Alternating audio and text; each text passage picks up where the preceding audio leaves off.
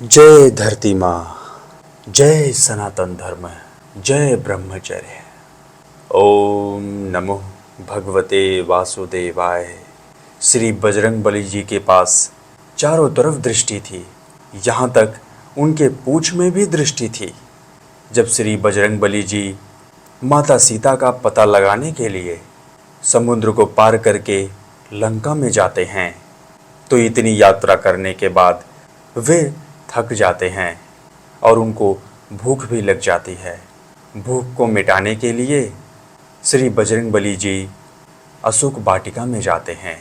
रात्रि का समय था, सभी वृक्ष सो रहे थे, तो सबसे पहले श्री बजरंग बली जी वृक्षों को हिला डुलाकर जगाते थे, फिर उनके फल को तोड़कर ग्रहण करते थे। वृक्षों को हिलाने डुलाने में उनकी जड़ें उखड़ गई।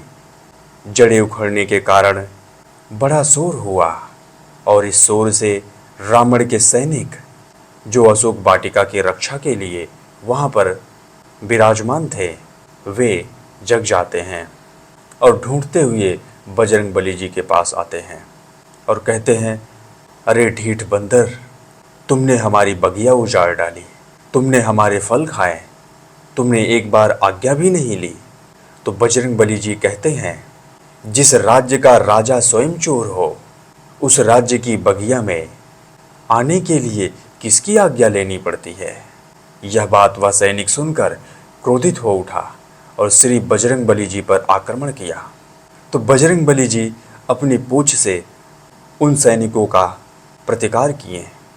धीरे धीरे यह बात रावण तक पहुंची। फिर रावण का पुत्र अक्षय भी आता है। श्री बजरंग बली जी अपनी गदा के प्रहार से अक्षय का वध कर देते हैं। अक्षय के वध के कारण रावण क्रोधित हो उठता है। वह स्वयं आना चाहता था, परंतु इंद्रजीत ने उसे रोक लिया कि पिताश्री, मेरे रहते आपको जाने की आवश्यकता नहीं है, मैं स्वयं जाऊंगा। तो रावण कहता है, वत्स, उस बंदर को देखने की हमें बड़ी जिज्ञासा हो रही है। उसको मृत्यु दंड न देना, उसे पकड़कर मेरे समीप लेके आना। इंद्रजीत और श्री बजरंग बली जी में बड़ी घमासान युद्ध हुई और इंद्रजीत परेशान होकर श्री बजरंग बली जी पर ब्रह्मास्त्र का संधान करता है। बजरंग बली जी भगवान ब्रह्मदेव का सम्मान रखते हुए ब्रह्म फांस में फंस जाते हैं। यहाँ उनके फंसने का कारण भी था, वे लंका को देखना चाहते थे और रावण से मिलना चाहते थे, जो माँ भगवती का हरण किया था। ऐसे पापी से मिलना चाहते थे। जब ब्रह्मास्त्र में श्री बजरंग बली जी फंस जाते हैं, तो इंद्रजीत उन्हें रावण के समीप ले जाता है।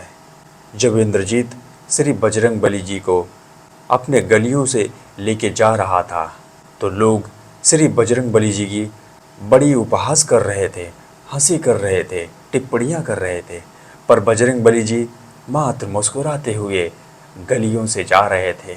रावण की सभा में हुई वार्तालाप से रावण बड़ा क्रोधित हो उठता है और श्री बजरंग बली जी को मृत्यु दंड देने की घोषणा करता है, पर उनके मंत्रियों द्वारा विरोध होता है और वो लोग कहते हैं, किसी दूत का वध करना धर्मयुक्त नहीं है।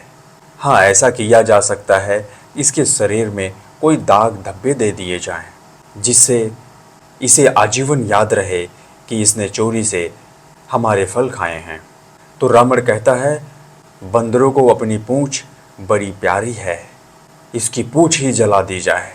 जब यह अपने स्वामी के पास जली हुई पूंछ लेके जाएगा, तो शर्म के मारे अपने स्वामी के समीप नहीं जा पाएगा।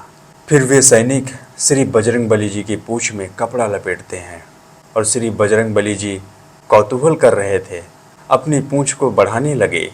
बढ़ाते बढ़ाते पूरी लंका में घुमा दिए। उसके बाद उन लोगों ने श्री बजरंग बली जी की पूंछ में आग लगाते हैं।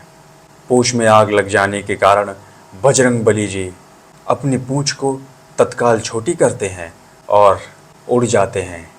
जिन जिन लोगों ने बजरंग बली जी की पूंछ में कपड़ा बांधते देखकर बहुत हंसी और मजाक उड़ा रहे थे, उन लोगों के घरों को पूर्णतया जला दिए परंतु जिसने बजरंग बली जी के पक्ष में उनकी ऐसी पूंछ जलाने की योजना से जो दुखित थे, बजरंग बली जी उनके घर को नहीं जलाएं।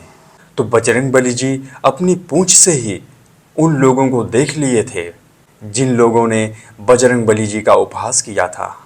और यह बात रावण सुनकर बड़ा चकित हो जाता था। उसे लगा कि वह बंदर एक ही जगह खड़ा था, परंतु वह कैसे देख लिया कि कौन लोग हैं जो उसका उपहास उड़ा रहे थे और कौन लोग हैं जो इसके विषय में चिंतन कर रहे थे, दुखी थे।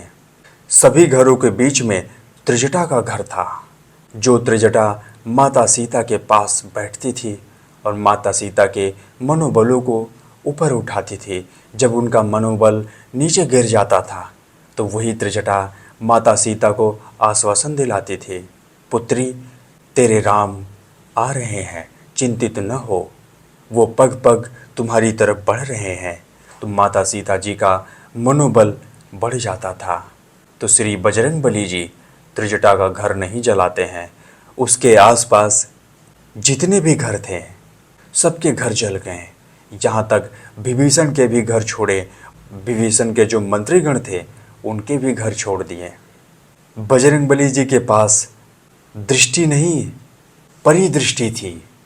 वो आगे पीछे ऊपर नीचे दाएं बाएं सब तरफ देखते थे। इसीलिए बजरंग बली जी की पूंछ से पूरे लंका के जितने राक्षस थे सब डर गए थे। इस पूंछ में क्या ऐसा चमत्कार है जो बात बात पर बढ़ने लगती है, और इसमें कहीं दृष्टि भी नहीं दिख रही थी। फिर ये कैसे हम लोगों को देखकर हम ही लोगों के घर को जलाई। जो इस बंदर की निंदा नहीं कर रहे थे उनके घरों को पूर्णतया छोड़ दिया। तो बजरंग बली जी की महिमा बड़ी अपरंपार है। बजरंग बली जी अखंड ब्रह्मचारी हैं। इसीलिए कहा जाता है हर सनातनी को ब्रह्मचर्य का पालन करना चाहिए। यदि वह ब्रह्मचर्य का पालन करेगा तो उसके अंदर असीमित शक्तियाँ होंगी। जब असीमित शक्तियाँ होंगी तो किसी में ऐसा सामर्थ्य नहीं होगा कि उसे अपने रास्ते से डिगा दे। पूरी लंका एक हो गई, हनुमान जी की पूंछ को जलाना चाहती थी, परंतु उसी अग्नि से ब्रह्मचर्य रूपी बजरंग बली जी पूरी लंका को जला डालें। और बड़े से बड़े योद्धा यह दृश्य देखते रह गए, श्री बजरंग बली जी का कुछ नहीं कर पाए। जय धरती माँ, जय सनातन धर्म, जय ब्रह्मचर्य। ओम नमो भगवते वासुदेवाय।